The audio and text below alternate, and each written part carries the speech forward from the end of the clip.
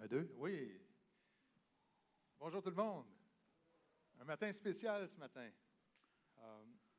Un 2 pour 1. Deux pour un. Deux pour un. Non, vous savez que François et moi, depuis le mois de février, janvier-février, on fait une série sur l'Épître aux Éphésiens, la lettre de Paul aux Éphésiens. Puis on avait à peu près 2 messages par semaine, et puis par mois, c'est-à-dire. Une fois, c'était François, c'était moi, on intervalait. Puis François a fait plusieurs durant l'été aussi sur le chapitre 5, je pense. Et ce matin, ce qu'on voulait faire, c'est la conclusion. C'est la dernière. On aura vu toute l'Épître aux Éphésiens, puis on pensait de faire un peu un résumé pour voir l'idée plus de façon générale où ce que Paul veut nous emmener au travers de sa lettre. Vous savez, c'est un privilège de pouvoir, ou c'est une bénédiction même, de pouvoir regarder l'intention de l'auteur d'une lettre, de la lettre aux Éphésiens, entre autres, quand on lit l'ensemble de la lettre et on passe au travers. Donc, en allant une fois par 2 semaines, comme ça profondément dans une portion de texte, on voit certaines choses, mais là, ce matin, on va faire l'ensemble, une vue, pas un summarize, mais un résumé de toute la lettre d'un bout à l'autre dans le temps qu'on a ce matin. Le thème qu'on a donné à la série, c'était la puissance de Dieu pour un monde brisé. Notre monde, nos vies, on a besoin de ce message qui est dans la lettre aux Éphésiens, le message de l'Évangile, le message de Jésus sur la croix. À la fin de ce résumé ce matin, si le temps le permet, on aimerait vous laisser l'occasion que vous nous parliez ou vous nous disiez quelques mots. Comment cette lettre-là vous a interpellé? Comment la série vous a interpellé? Pas si vous avez aimé ça ou pas si on a été bon ou on ne l'a pas été, mais comment Dieu vous a interpellé au travers de cette lettre-là, au travers de la série qu'on a faite. Je vous rappelle que Éphésiens, la lettre aux Éphésiens peut beaucoup nous interpeller parce que Éphèse est une ville un peu semblable à Montréal, dans le Grand Montréal, à quelques niveaux. C'était l'épicentre de la plupart des dieux, des divinités grecques et romaines de l'époque. C'était une ville commerciale importante, et Éphèse était là, l'Asie est là, l'Europe est là, et tout le monde se rencontrait là pour aller d'un côté ou de l'autre. Donc, il y avait plusieurs mouvements de pensée à Éphèse, plusieurs croyances, plusieurs mouvements de foi. Comme à Montréal. Vous savez, à Montréal, il y a au-dessus de 168 différents groupes ethniques, culturels. C'est beaucoup de mouvements de pensée. Et on est exposé constamment à des mouvements de pensée. Éphèse était un peu comme ça. Et l'Évangile on voit l'impact de l'Évangile dans la ville d'Éphèse dans les Actes, chapitre 19. On va revenir un peu là-dessus plus tard. Et quelques années plus tard, après son voyage à Éphèse, qu'on voit dans Acte 19, Paul a écrit cette lettre-là pendant qu'il était en prison. Et il a envoyé la lettre à l'église d'Éphèse. Et l'église d'Éphèse, ce n'était pas une grande église, mais c'était plusieurs petites églises qui se réunissaient dans les maisons. Et cette lettre-là était appelée à circuler de petite église en petite église. Puis elle a circulé tellement qu'elle est rendue ici aujourd'hui. Et on a le bénéfice, le privilège de pouvoir l'entendre. François, un petit mot sur... Donc, on va vous demander au cours des chapitres de penser à ce qui vous a interpellé. Et puis, la lettre est divisée en 2 grandes sections. Chapitre 1, 2, 3, on parle beaucoup de ce que Dieu a fait, on parle beaucoup de qui on est en Jésus-Christ, notre identité. Donc, on met le fondement. Et chapitre 4, 5, 6, c'est plus l'application. Étant donné qu'on a compris ça, comment est-ce qu'on devrait agir? Donc, au fur et à mesure que ça se déroule, vous allez voir, il y a une différence d'intensité et d'application. Donc, on commence avec le chapitre 1, puis on va alterner comme ça. Béatrice va faire le chapitre 1, je vais faire le chapitre 2. Donc, on va danser comme ça 5-6 fois. Puis après ça, on va vous donner la parole. On va essayer de garder le rythme. On fait le tango. Donc, Paul commence au chapitre 1, comme il commence plusieurs de ses lettres en célébrant ce que Dieu fait dans la vie des gens d'Éphèse, des croyants d'Éphèse. Il leur rappelle qu'on n'a pas avoir la plus grande foi si ce n'est pas en celui qui est venu et qui a tout pouvoir, toute puissance, ça ne sert à rien ou à peu près à rien. Il nous rappelle que depuis le début des temps, Dieu nous a appelés. Depuis le début des temps, c'était dans le cœur de Dieu de vous appeler à le suivre, de vous interpeller à le suivre, de vous inviter à le suivre. C'est là depuis le début des temps. On voit, il nous rappelle au début de la lettre aux Éphésiens, il nous rappelle notre identité. Notre identité n'est pas dans ce qu'on peut accomplir ou dans notre genre, mais notre identité est en Jésus parce que lui a fait de nous ses enfants. Il nous a scellés de son esprit. On est appelés héritiers. Il nous appelle héritiers de ce que Dieu a. Donc, tout est à nous. On est membre de la famille de Dieu. Et cette portion-là, il la termine 3 fois, il mentionne pour la gloire de Dieu. Donc, la lettre, en partant, elle nous appelle à l'humilité. Elle nous rappelle l'humilité, puis que lui est digne de louange parce qu'il a tout pouvoir. C'est lui qui peut nous restaurer, nous guérir, nous emmener la paix, la joie qu'on recherche. Et là, il commence dans le contenu de son épître en mentionnant dans Éphésiens 1, il parle d'un plan un plan secret. Il dit, il nous a fait connaître son plan secret que dans sa bienveillance, il avait décidé par avance de réaliser par le Christ. Ce plan que Dieu achèvera à la fin des temps consiste à réunir tout ce qui est dans les cieux et sur la terre sous un seul chef, le Christ. Il nous révèle son intention. Hey, on est chanceux, hein? Imaginez que vous arrivez à quelque part, là, et puis vous savez déjà ça va être quoi le but, puis comment ça va arriver, puis comment ça va se terminer. Et Dieu nous révèle son intention. Il y a un plan, c'est de rassembler tous et tous les aspects de notre vie pour que Christ règne sur ces aspects de notre vie-là. Et règne, ça veut dire qu'il puisse emmener la guérison, qu'il puisse emmener la liberté et surtout remplir nos cœurs de ce que nos cœurs recherchent à être comblés, que lui veut l'emmener. Et ça se trouve en Jésus-Christ. C'est ça qui va développer un peu plus loin. Donc, Jésus nous révèle son plan. Son plan est connu.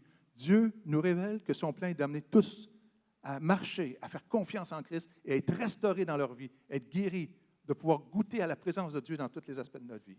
Dans la deuxième partie de ce chapitre 1, Paul fait une prière. Et cette prière-là est très importante parce qu'elle donne le ton sur tout le reste de la lettre. Et cette prière-là est ici, je ne la lirai pas toute, mais je vais juste souligner quelques sections. Donc, Paul dit, je demande à Dieu de nous donner l'esprit de sagesse. Rappelez-vous, cette prière-là est surprenante parce qu'ils viennent de célébrer la foi des Éphésiens, l'impact qu'ils ont eu dans la communauté autour, un grand impact, là, tellement un impact, là, les gens brûlaient les livres de magie dans la ville. Les marchands de petits temples, ils faisaient des petits temples parce qu'Éphèse, c'était une ville très religieuse, puis il y avait plusieurs idoles. Ils faisaient des petits temples en argent, puis ils vendaient ça aux touristes qui venaient, et comme des petites pyramides ou bien des petites tours Eiffel. Là, et les marchands se plaignaient parce que leur business tombait, tellement l'impact de l'Évangile était grand dans la ville. Et pourtant, il leur dit ça. Il dit que l'esprit de sagesse vous donne l'esprit de sagesse qui va vous révéler, vous le faire vraiment connaître, qui ouvre vos yeux à sa lumière, afin qu'on comprenne l'espérance et quelle est la richesse et les splendeurs des biens destinés à ceux qui lui appartiennent et quelle est la puissance extraordinaire dont il dispose pour nous, les croyants. Qui nous donne un esprit de sagesse, qu'on comprenne qui il est. C'est la prière de Paul. Il part sa lettre avec cette prière-là pour des gens qui croient déjà, qui ont déjà une foi vivante, qui ont un impact, qui ouvre nos yeux à l'espérance qu'on a en lui. Comprendre et pas mettre notre espérance dans d'autres choses qu'on est habitué d'y mettre. Ça peut être nos performances, notre carrière, nos activités, notre fun, notre famille, notre argent, notre sécurité, mais qu'on mette notre espérance, qu'on voit l'espérance qui est en lui. Et les richesses et les biens qu'il dispose pour nous. Puis la puissance. Et il définit cette même puissance-là, cette puissance-là, c'est la même qui a servi à ressusciter Jésus. Donc, de prendre un corps mort, de le ramener à la vie et de le mettre à la plus haute place qui existe au monde. Cette puissance-là est cette même puissance-là qui est à notre disposition. Et cette prière-là, c'est le ton, la direction. Paul nous dit qu'est-ce qu'il va aborder dans la lettre, où est-ce qu'il veut nous emmener, qu'il ouvre nos yeux ce matin à cette espérance-là et ces biens et les richesses qu'il dispose pour nous et la puissance qu'il a pour nous. François. Manette, s'il vous plaît. Donc, chapitre 2. Ça commence avec un sandwich qui est là pour décrire en fait notre état, qui on est sans Dieu, qui on est avec Dieu. Donc, les deux croûtes, c'est nous sans Dieu. Donc, quand on dit à quelqu'un, t'es rien qu'un vieux crouton, c'est ça que ça veut dire, c'est qu'il y a une vie sans Dieu. Et de quelle façon elle est décrite, cette vie-là. Et la viande, finalement, c'est l'intervention de Dieu, le mais-Dieu. Donc, regardons ça plus en détail un petit peu. À gauche, vous avez ce que nous sommes sans Dieu. Donc, nous sommes déclarés morts, morts spirituellement, morts, insensibles à Dieu. Donc, esclaves de mes pulsions, condamnés, étrangers et sans présence. Et avec Dieu, donc la colonne de droite, nous sommes rendus de mort à vivant, c'est la résurrection. Et il y a vraiment ce langage dans la lettre là où on est mis debout, donc résurrection, ascension. On est même assis dans les lieux célestes. En ce moment, vous me voyez, mais en fait, je suis assis dans les lieux célestes. Hein, c'est spécial, comme dans Star Trek. Je passe de esclave de mes pulsions à être libre, de condamné à pardonner, d'étranger à adopter, de sans espérance avec espérance. Donc, c'est ça la viande. Donc, on a notre état sans Dieu, mais on a l'état avec Dieu. Pourquoi est-ce qu'on est mort? L'apôtre Paul dit on est mort à cause de nos offenses, à cause de nos péchés. Et puis, ça s'exprime de différentes façons. Il dit on suit le train de ce monde, les valeurs du monde opposé à Dieu. On est comme esclave de ça, ça nous entraîne. On est comme dans un train, puis envoyé par là. Il y a aussi une puissance de l'air qui est l'ennemi de Dieu. Donc, on l'appelle Satan ou l'adversaire ou le diable. Et il y a aussi ma propre chair, mes propres pensées, ma convoitise. Donc, je fais face à ces trois ennemis-là. Et c'est à cause, le péché s'exprime de ces trois façons-là, et c'est à cause de cela que nous sommes déclarés morts. Donc, ça commence avec une mauvaise nouvelle. Nous sommes morts. Mais Dieu. Les deux petits mots les plus importants du Nouveau Testament, mais Dieu. Lui, il vient, il intervient et il change tout ça. Une chance qu'il a ça. Dieu intervient et la lettre nous dit que c'est par grâce, c'est un cadeau, c'est une faveur, ce n'est pas quelque chose que je mérite, ce n'est pas à cause de mes bonnes actions, ce n'est pas à cause de mes accomplissements, ce n'est pas parce que je vais à l'Église, ce n'est pas parce que je suis philanthrope. Non, c'est par pure grâce. Et il met l'emphase là-dessus.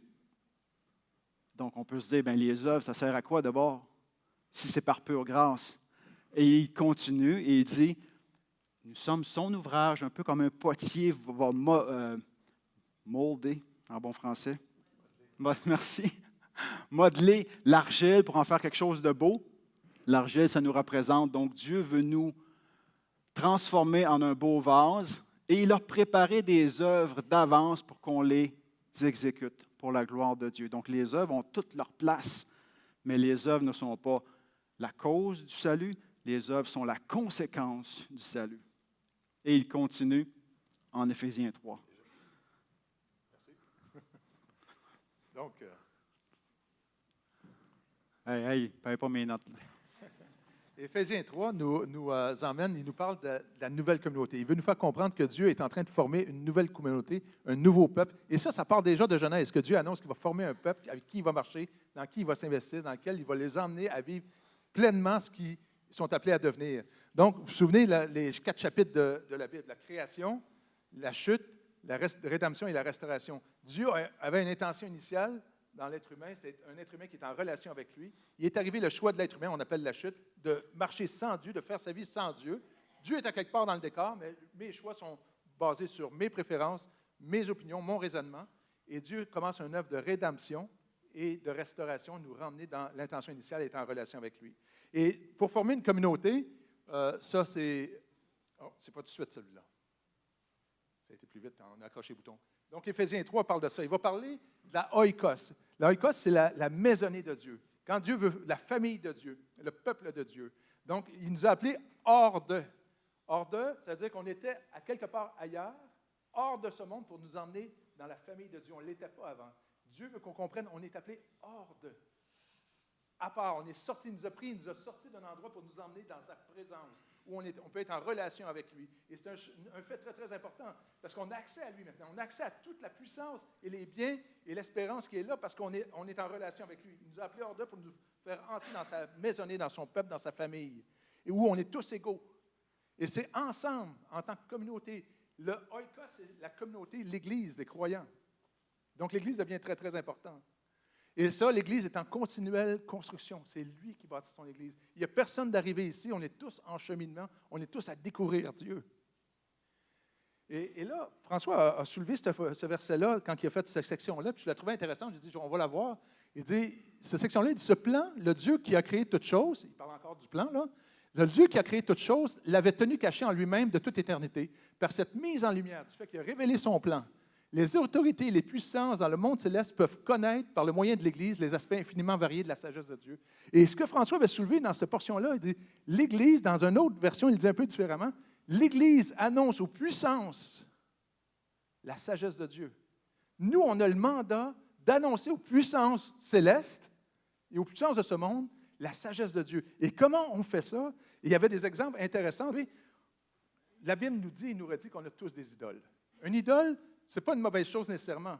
C'est qu'on lui donne trop de pouvoir, trop de place. On met notre espérance dans cette idole-là. Je l'ai nommé tout à l'heure, ça peut être notre sécurité financière, ça peut être notre argent, ça peut être notre famille, notre profession, nos activités, notre fun, ça peut être plein de choses, notre besoin d'appréciation des autres. Et si on prend 3 grandes idoles du monde, c'est-à-dire sex, power et...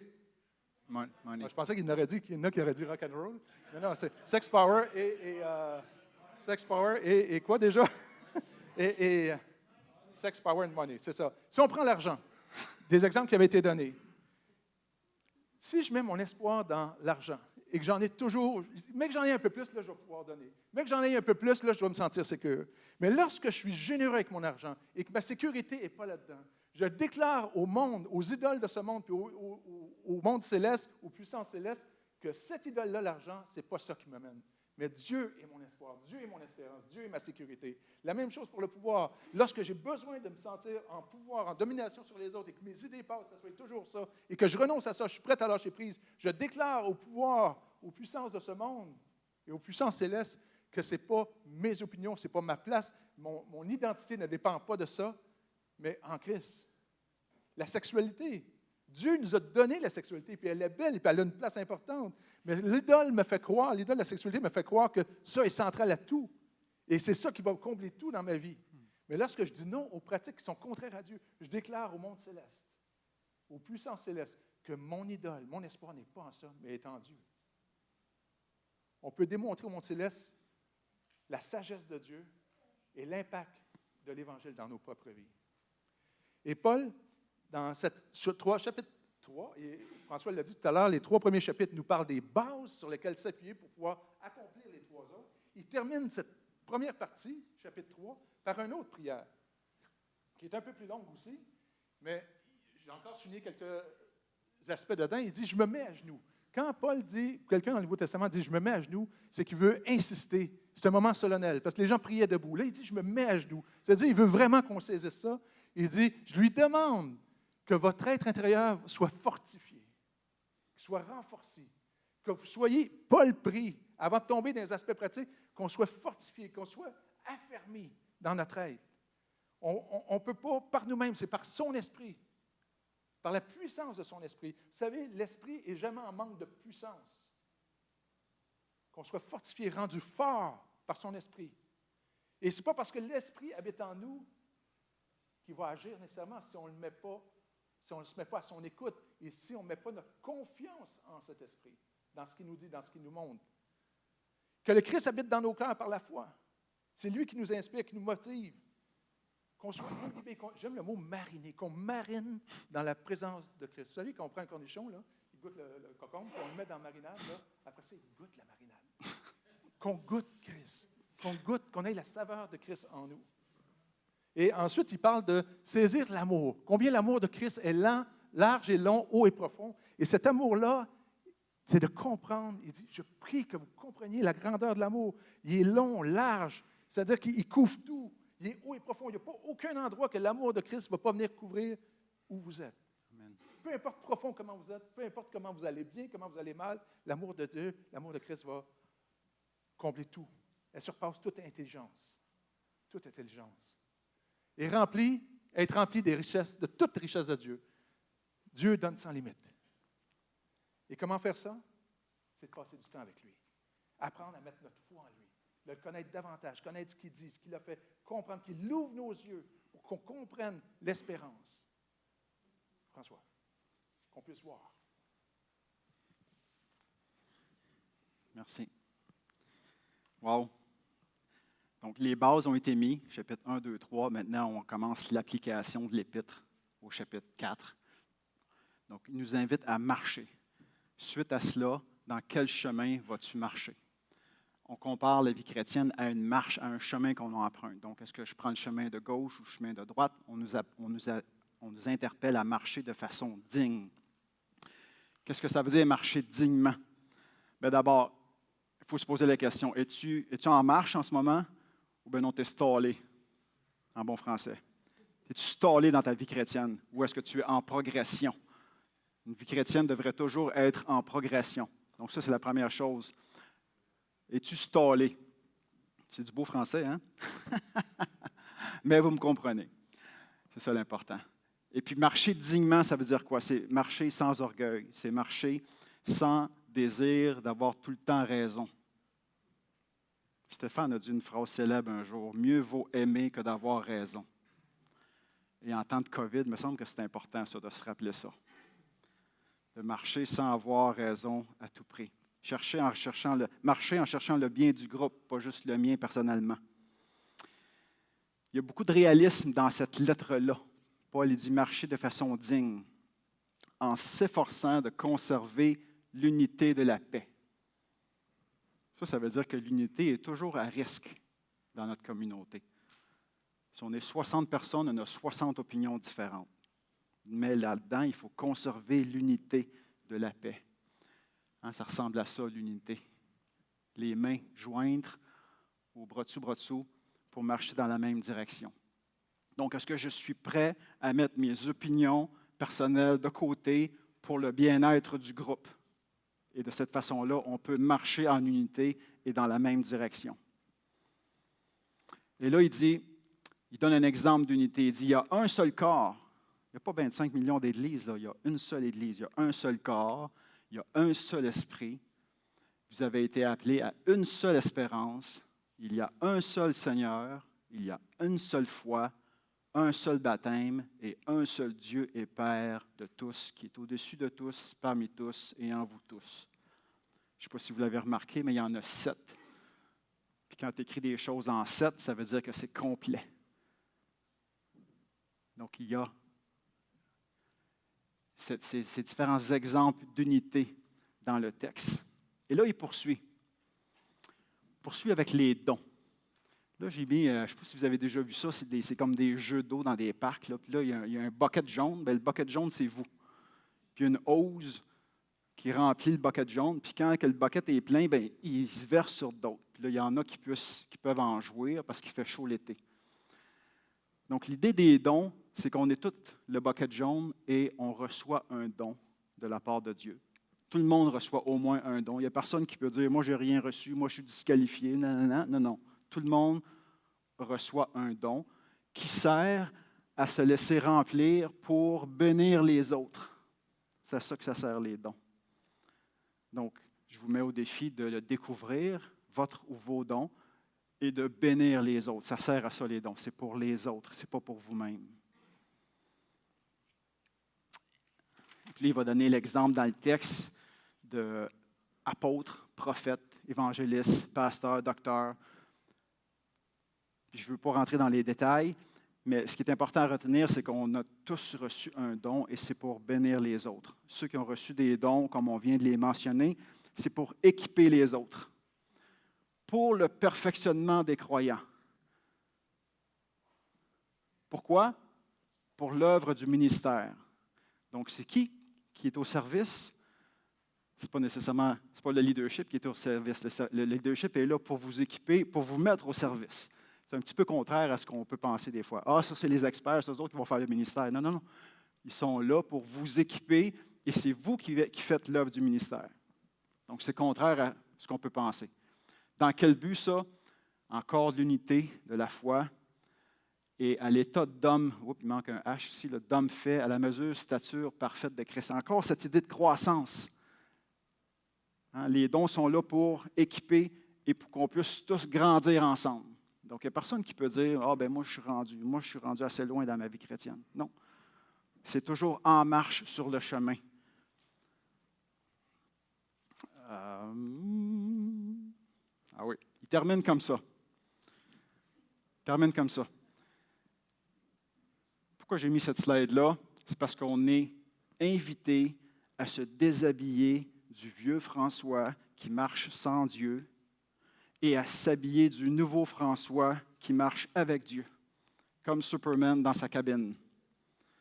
Donc, c'est l'image que Paul emploie. Hein? On se dévêtit du vieil homme pour revêtir l'homme nouveau.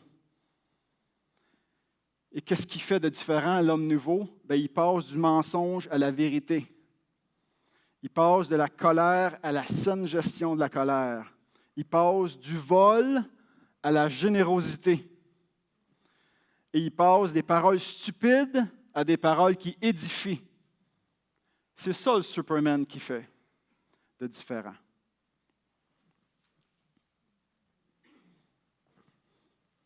Souvenez-vous de la prière de Paul, son début de l'épître.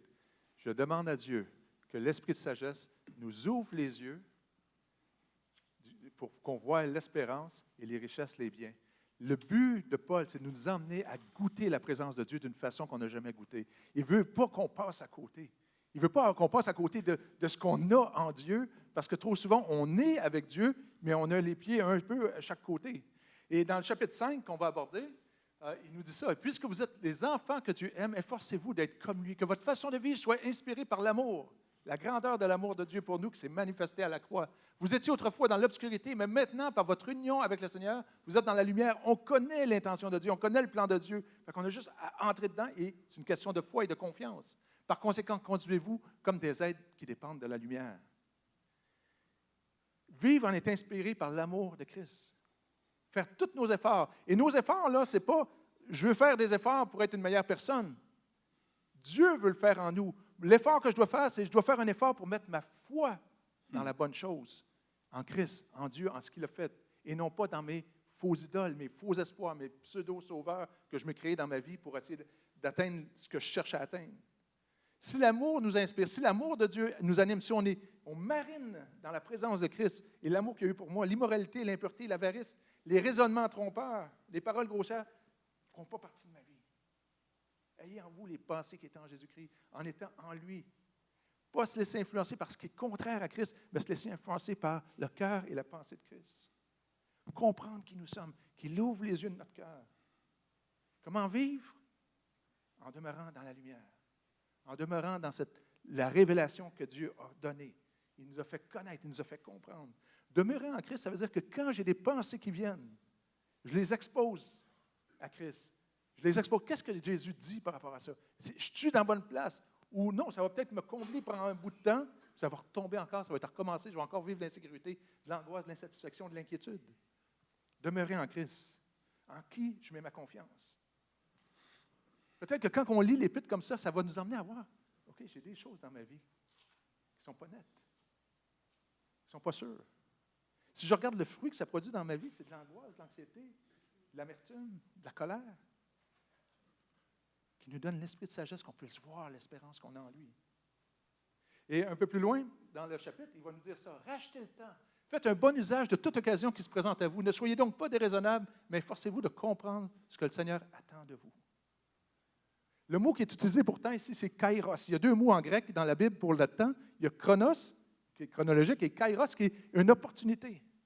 Saisissez les opportunités que Dieu met dans votre vie, envers les gens de l'intérieur, mais envers les gens de l'extérieur aussi. Ayez une sage utilisation de notre temps. Il y a des opportunités que Dieu met devant nous. Il y a des fenêtres, l'expression qui a été utilisée ou l'image, il y a des fenêtres qui s'ouvrent devant nous. Et ces fenêtres-là sont ouvertes pendant un certain temps. Dieu nous met en relation avec des gens autour de nous. Et cette relation-là, c'est une fenêtre qui est ouverte pendant un certain temps. Elle va se fermer éventuellement. Mais saisissez l'opportunité. Saisissez l'opportunité que met Dieu. Et comment faire ça? On ne pourra pas faire ça. Si on le fait par nos propres forces, vous savez ce qui va arriver? Ça va être l'épuisement, burn-out, fatigue. Ça ne marche pas. On est appelé à se confier, saisir les 3 premiers chapitres. Qui on est en Jésus-Christ, la place qu'on a, et comprendre le plan de Dieu et l'espérance qu'on a en lui. Ça ne veut pas dire d'ajouter des choses. Vous savez, on ne peut pas sauver le temps, on ne peut pas le récupérer, on ne peut pas l'étirer, le prêter, on ne peut pas l'arrêter, on ne peut pas l'accumuler, on ne peut pas le perdre, mais on peut l'utiliser avec sagesse et racheter le temps pour des choses qui ont un impact éternel.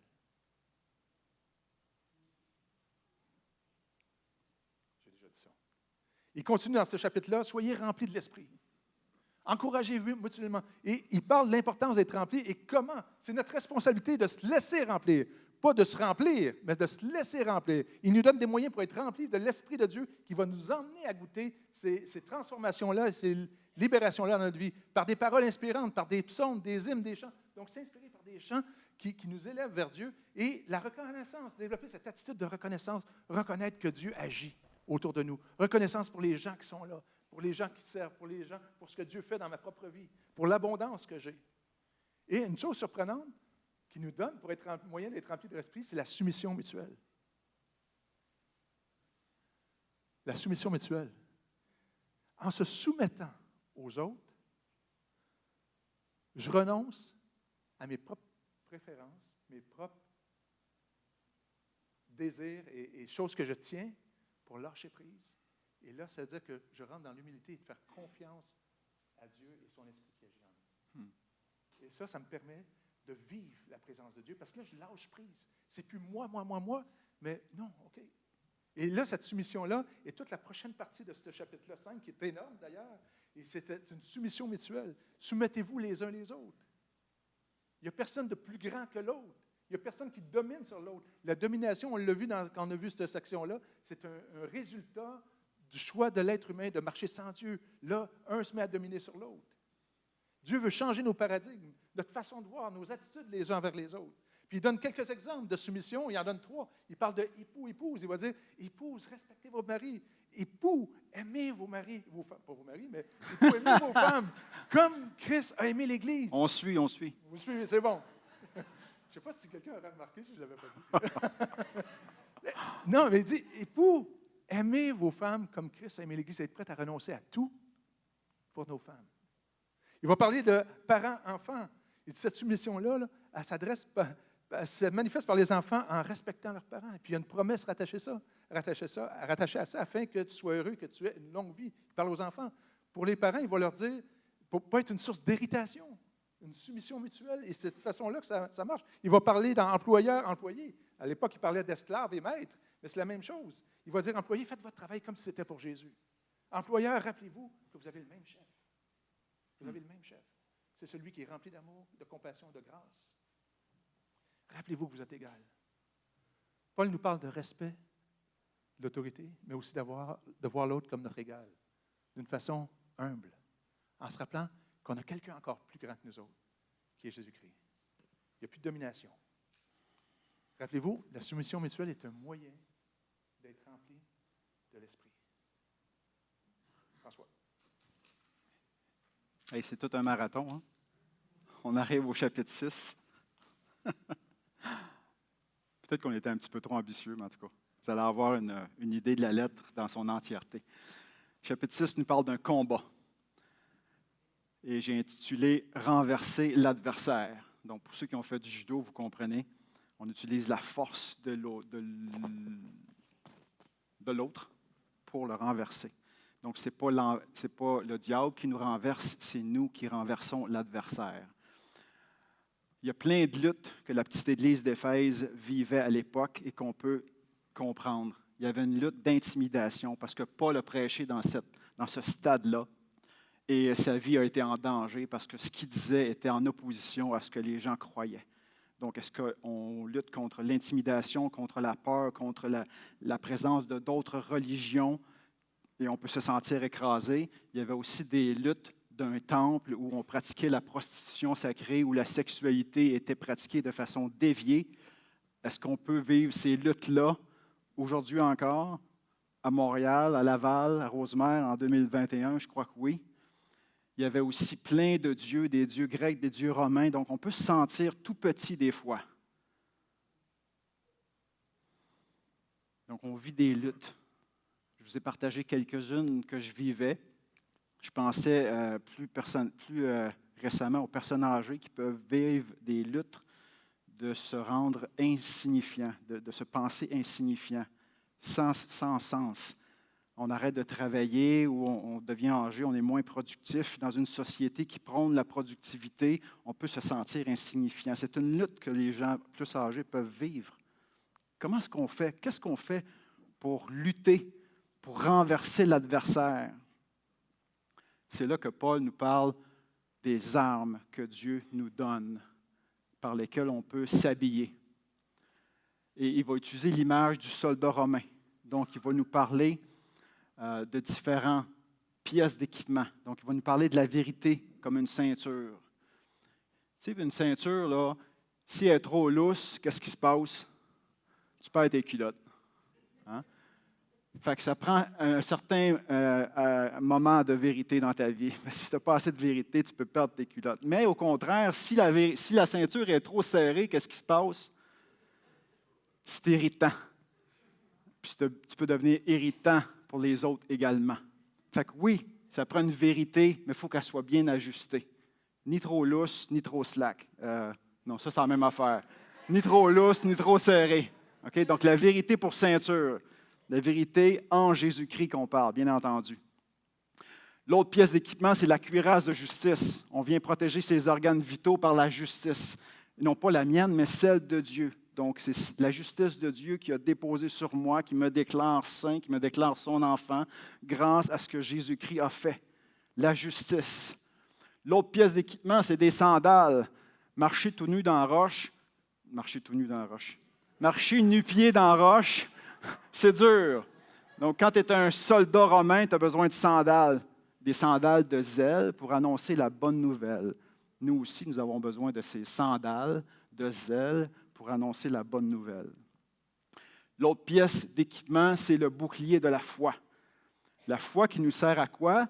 À éteindre les flèches enflammées.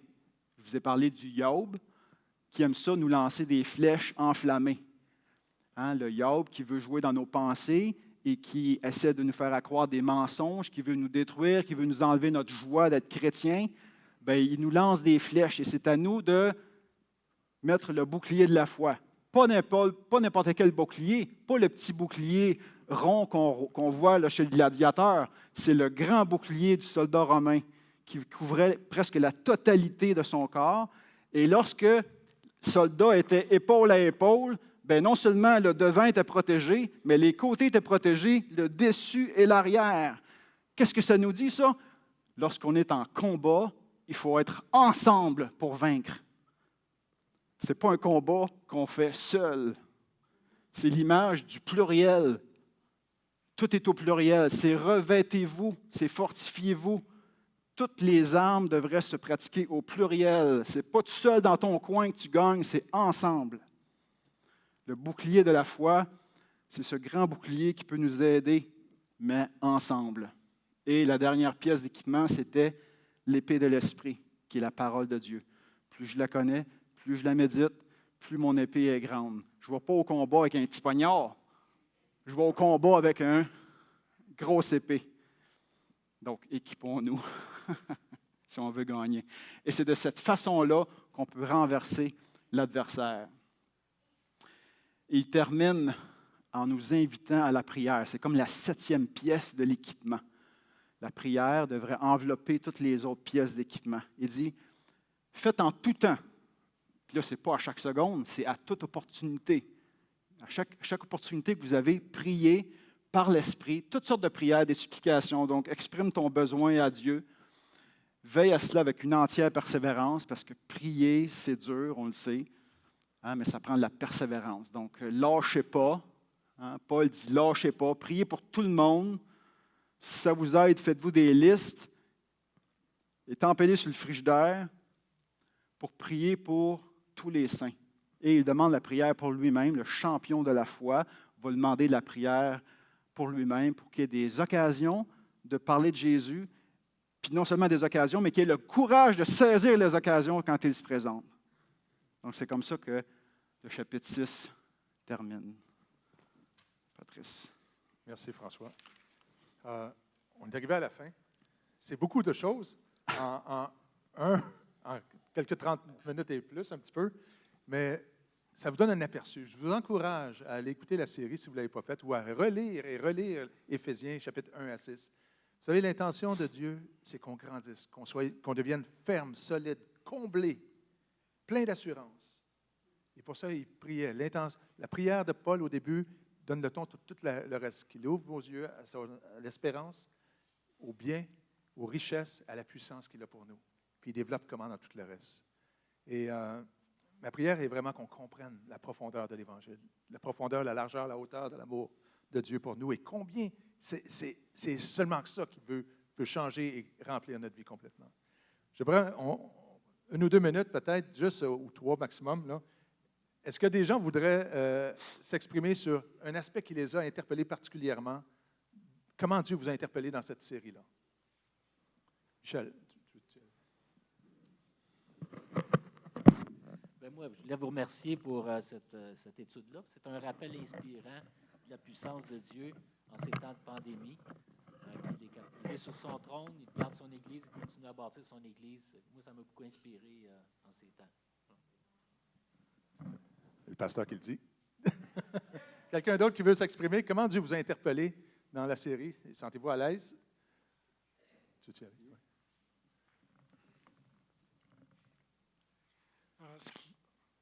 Ce qui m'a le plus touché, c'est le fait que les prières, les armes, qu'on doit les utiliser ensemble. Ça m'a vraiment interpellé. Pas chacun à son côté, mais tous ensemble. C'est là où on devient fort et qu'on gagne. Ouais, ensemble. Il y a beaucoup d'accent mis dans l'Épître sur le ensemble en communauté, en l'Église. Oui.